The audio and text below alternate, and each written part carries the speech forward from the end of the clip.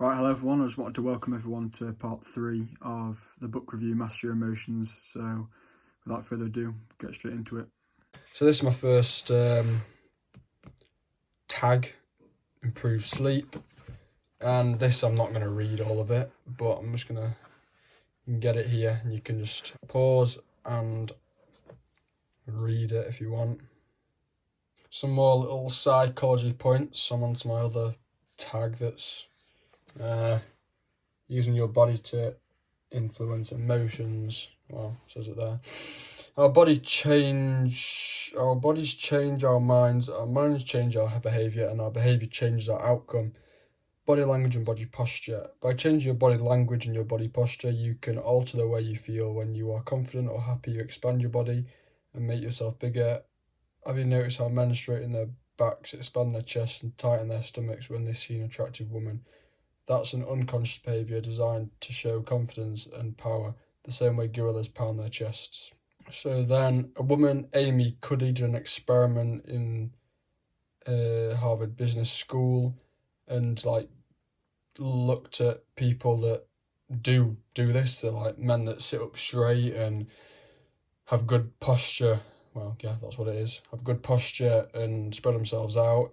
It says up here, testosterone increased by 25%, cortisol decreased by 10%, and risk tolerance increased with 86% of participants choosing to partake in a game of chance.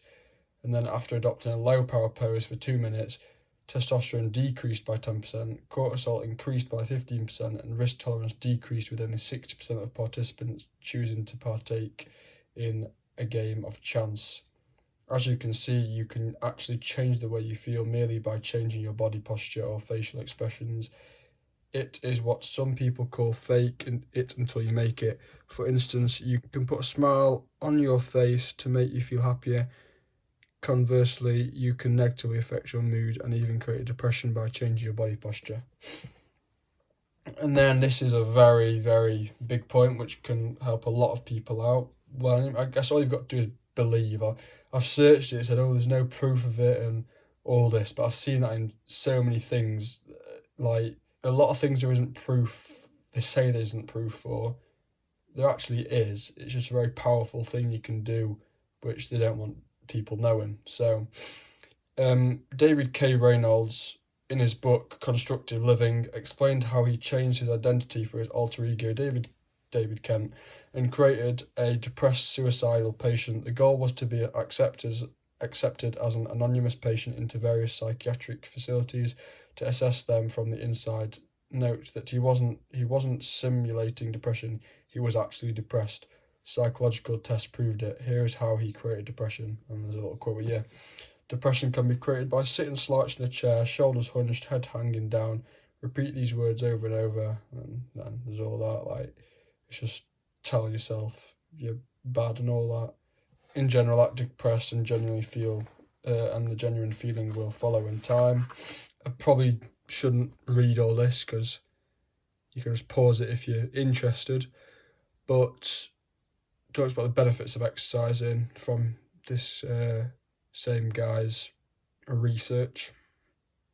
So it talks about that he went to the psychiatric ward, made himself depressed and from all these different things, and then later on he decided it was time to come out of this depression, and he started exercising, although it was hard, like I said, when you're in the situation, but he knew how to do it, and started doing positive affirmations and helping himself, and he became undepressed, and then he started helping other patients to do the same thing, really.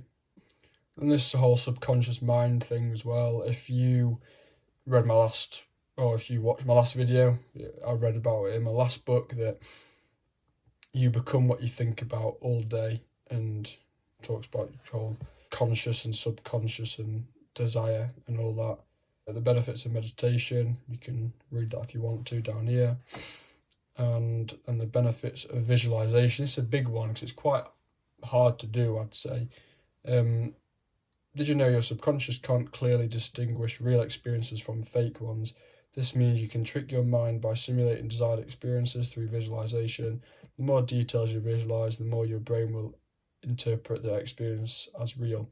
By using visualization to elicit positive feelings such as gratitude, excitement, or joy, you can condition your mind to experience more positive emotions, as we'll see in them. So this is a big one. This is what I'm trying to do. This is what I want to try and lucid dream, because you can, again, as I said in my last video, you can practice real life things in a dream when you can control it, and I think that's very powerful. And you can also like do things you want to do to, again, help create it in real life. It's really hard to do, I'd say, like visualizing things, because you've got to be very relaxed and have nothing on your mind and no distractions really. And there's a quick bit here which is a good bit. Use the present tense and not the future tense. I am, not I will. So when you're saying certain things, don't say I will be this and I will be that. Say I am confident or I am strong, and all them sorts of positive affirmations. And it says words to be avoided over here. You can actually see it. Would, could, should, might, try, hope, wish, maybe, perhaps, if everything is okay, if everything goes well. Words to be used instead: I will, absolutely, definitely, of course, sure, certainly, obviously, without any doubt, no problem.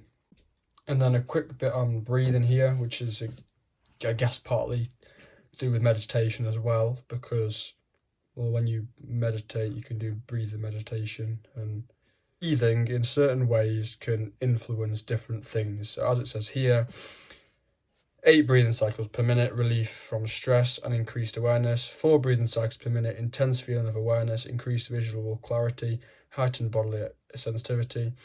1 breathing cycle per minute, optimized cooperation between brain hemispheres, dramatic calming of anxiety, fear and worry.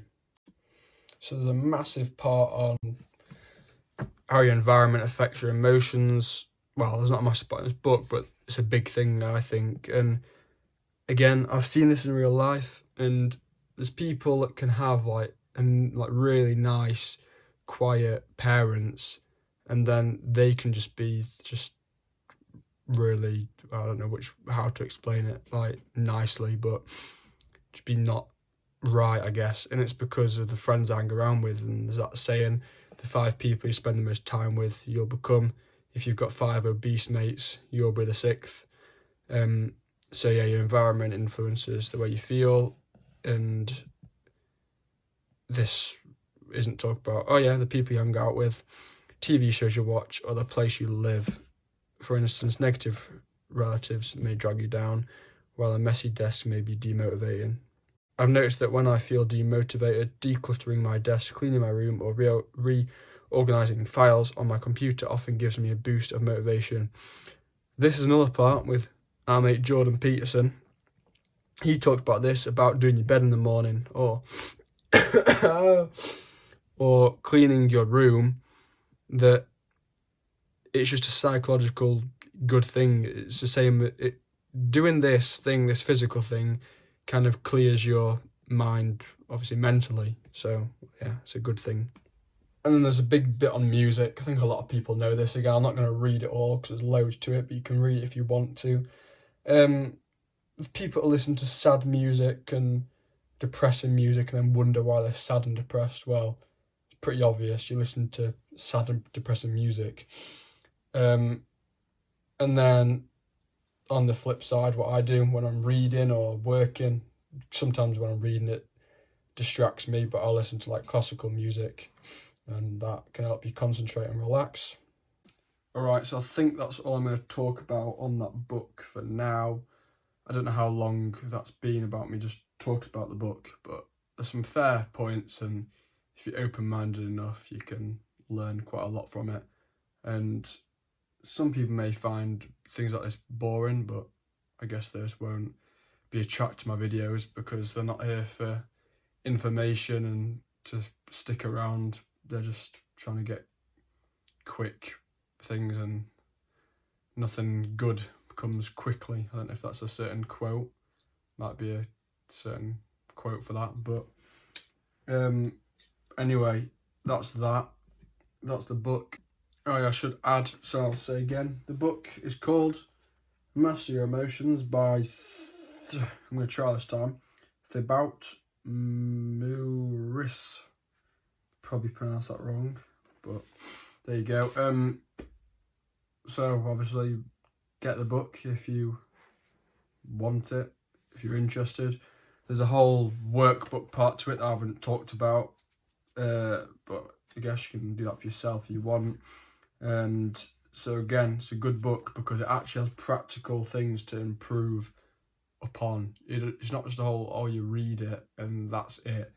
You go through parts that can help you in certain ways and like give you a light bulb moments, you could say. But anyway, that's that on the book side of things. Thank you for watching. If you don't want to miss the next part, then stick that notification button on.